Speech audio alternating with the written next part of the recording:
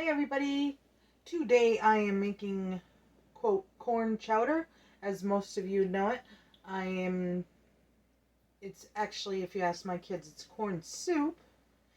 And we're going to do it our way. This is probably the healthiest corn chowder that you'll ever have in your life. So, here we go. We're going to start with, I have 2 onions done up. I liquefy mine so that the kids can't see them because some of them don't like onions. And they don't like squash either, but we start with a squash.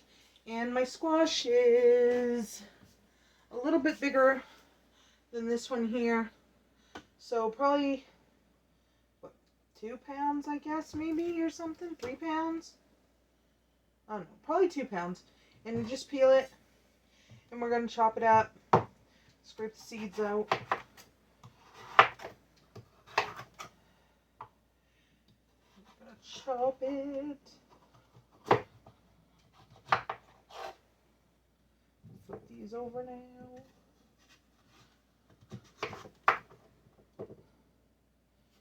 And it doesn't matter what they look like because this is all gonna become squash mush, as squash tends to do. And we're going to get that all chopped up.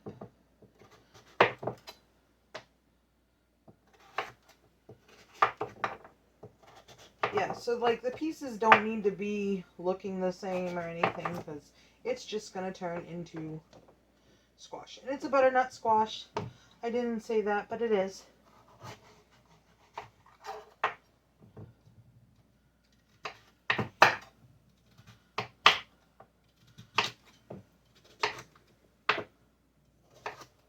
I mean, try to make them like the relative thickness so they kind of all cook at the same time because, you know, you don't want to wait forever. And if you have it all done up, a little quart freezer bag makes the perfect thing to freeze them in. So that's what we freeze ours in, and then it's all ready to go. And I usually use 2 of those in my pot because my pot's big. I'll show you that in just a second. Because you got to make a lot of this when you make it. So I got that all chopped up. And I have an 8-quart soup pot that I make mine in. But, yeah, corn soup, the reason why we call it corn soup is because when Gregory was little, he only walked around on my pant legs. So I had to do something to entertain him while I was doing all this. So we'd sing the corn soup song while we were going around the kitchen. And no, I'm not going to sing the song. Essentially, it's just Mom is making corn soup for Gregory over and over and over. So that's what it is. And so I'm going to put this in here and get that all started. Ooh. Like I said, we're going to put the onions in too. And like I said, I do those up in my blender cup because the kids don't like them. So that's what we got here. I mean, they like them in the soup. There's Mom. She finally come over to take from me, even though I got the tripod all set up and I hate using the tripod. And I just splurted onion juice all over me. So, there we go. Got it all in there. And I'm not going to be able to use the tripod on the next hop after I get this done. I'm just going to add the water to the pot.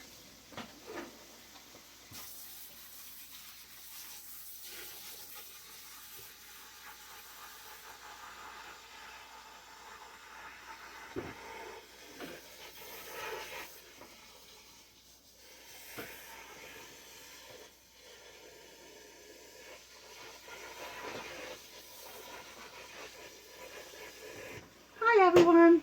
She'll be right back after this brief message. What's your message? I don't know. I have to You think gotta of come one. up with one. I have to think of one. So, there, I got the squash all in there with the water and the onions. And we're just gonna cook that off till the squash gets nice and mushy and squash-like.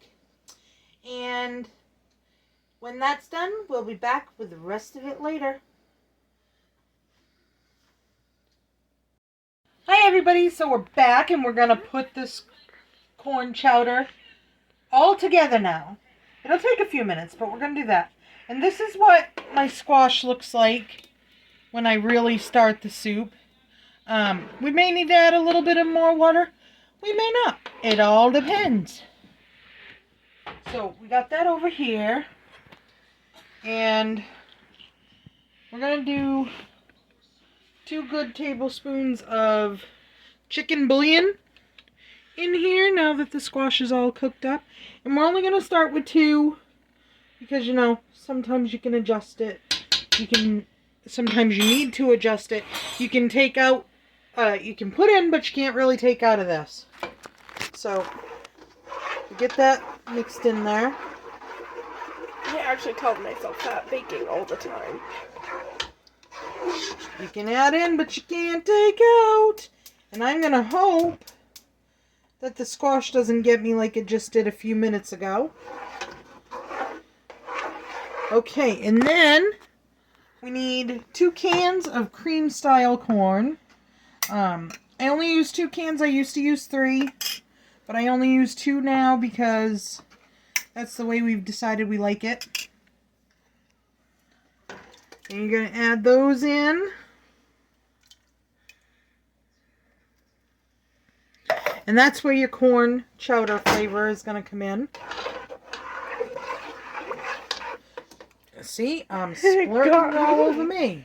It's on my squash. I was going to say it's on my squash. It's on my sauce. And depending on how heavily flavored your squash is too, you'll want to adjust the corn to fit your liking. Yeah, your liking, yeah. Alright, let's grab another wipe. Seems I just made a mess of me and Emma. I'll just take my sock off and wash it. Oh my goodness, and I can't even get this open. Alright, there we go. Yeah, I know, but I'm going to get it all over my shirt and stain my shirt up. Because it hit my arm. You're not very good I'm at doing this. good tonight. Usually I am very good at this. See, I got squash all over me. Alright, so try not to do that with your spoon. And then also what we really like in our corn chowder is, I'll come over to you.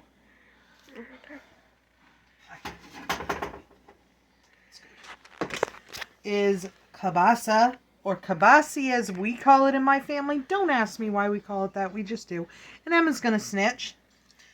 I don't blame her. But I fry it up ahead of time because I like it to have a little bit of color. Plus, I can scoop it out and a lot of the oil will stay in the bottom of the pan. But I don't like soggy bacon. So I'm not going to put soggy bacon in my corn chowder. No, it's technically not We bacon. like kielbasa.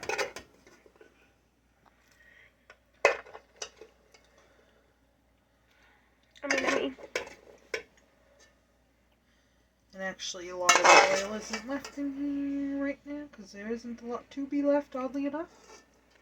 It isn't even chicken kielbasa either.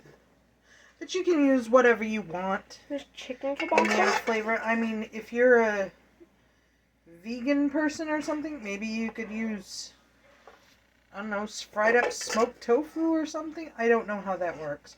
I don't know, maybe they have a vegan kielbasa? I don't know. I'm not Well, I know really they have vegan sausages. know too much about it. Or you could just leave it like it is. Or you could just leave it without the meat if you don't want the meat. But we're like intense carnivores, so. We are. We're going to put that right in there.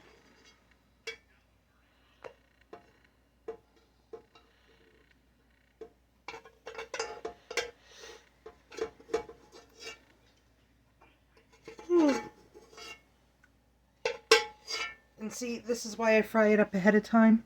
Can you see that oil in there, Em? Mm-hmm. See, none of the oil goes into my corn chowder then. Just what's left inside the kielbasa. Or kielbasi, or however you want to pronounce it. I say kielbasa.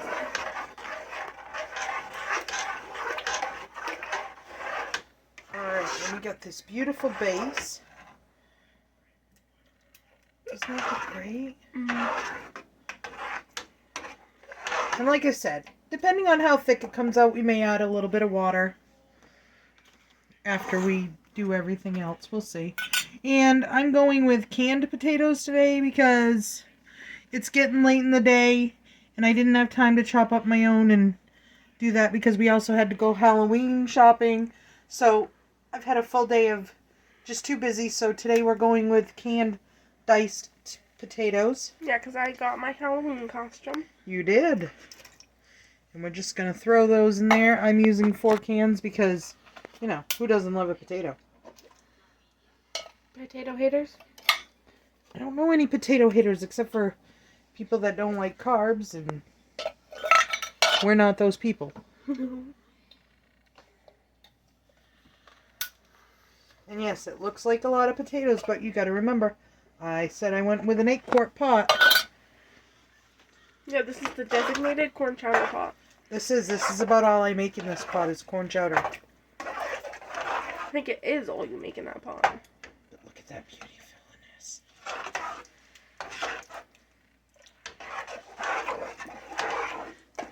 Oh yeah, and this is more like a stew-like consistency, not really Soup. Quote a soup, because we don't make it thin and runny. We just do not here. But that's all it is. That's putting together a corn chowder, and I'm gonna give it a taste, see if we need to Add more of anything? add more of the bouillon or anything.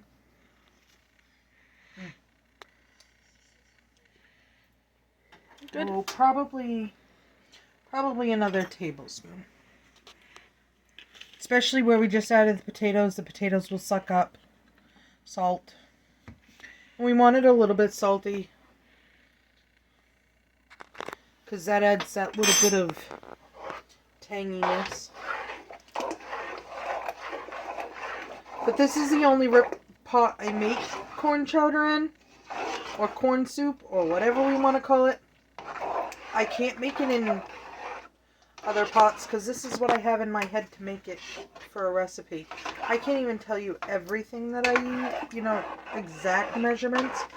A big squash, 4 cans of potatoes. Oh, I did 2 kibasas.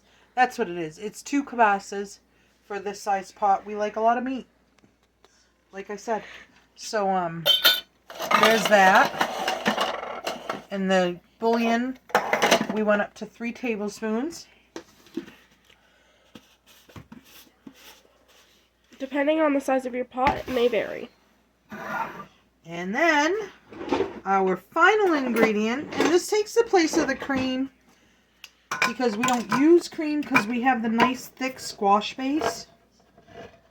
We have evaporated milk. Evaporated, not sweetened, condensed. And we add the whole can right in there. And this is where your more soupiness comes in. But that's it. And like I said, the squash takes the place of your cream and your butter. The milk is also what gives it its creamy yellow color. It does give it a creamy yellow color. This is our beautiful corn chowder.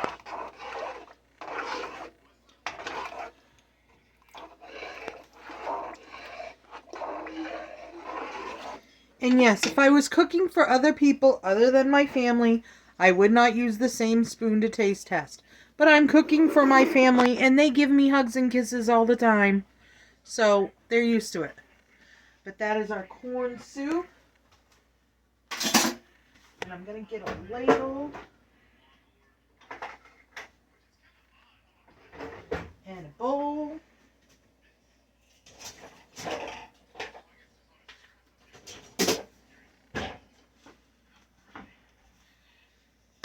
And we're going to see if it's all heated up in there enough.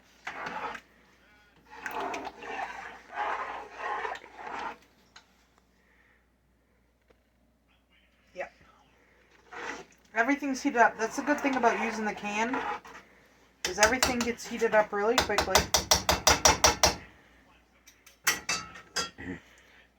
And then check out this corn chowder. Look at this. This is a man. It's meat and potatoes with corn in the middle. And even if they don't like squash, you really can't taste the squash. Emma would not touch it if you could. I despise squash. I hate squash. It's my worst enemy. Emma doesn't really like any vegetables. Except for Look corn. at that.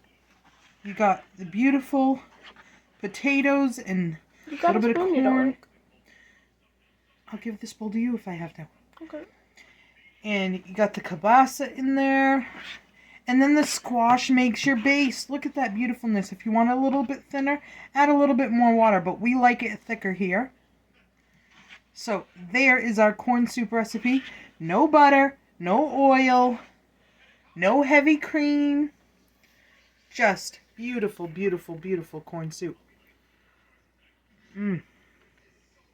Oh yeah. Maybe I won't give you this bowl. No, I'm just kidding. But that's my corn soup recipe. I know I've threatened to make it for a long time. So there you are. One of the healthiest corn chowders you could ever want. A way to use up some canned vegetables if you want to do canned vegetables. Oh, I forgot to tell you. When I do the fresh potatoes, I cut them up to about the size of the canned potatoes. But I cook them separately from the corn chowder. And then just add them in like I do the kielbasa and stuff. Because then the squash base doesn't burn onto your pot. And let me tell you, that's no fun when the squash base burns onto your pot. So anyway, thank you for watching. We're now going to go eat this wonderful corn soup, corn chowder, what have you. And I hope you have a great, wonderful, super fantastic night. And I hope you hit that subscribe button if you haven't already. Because we got lots more recipes and fun stuff to go. So thank you for watching.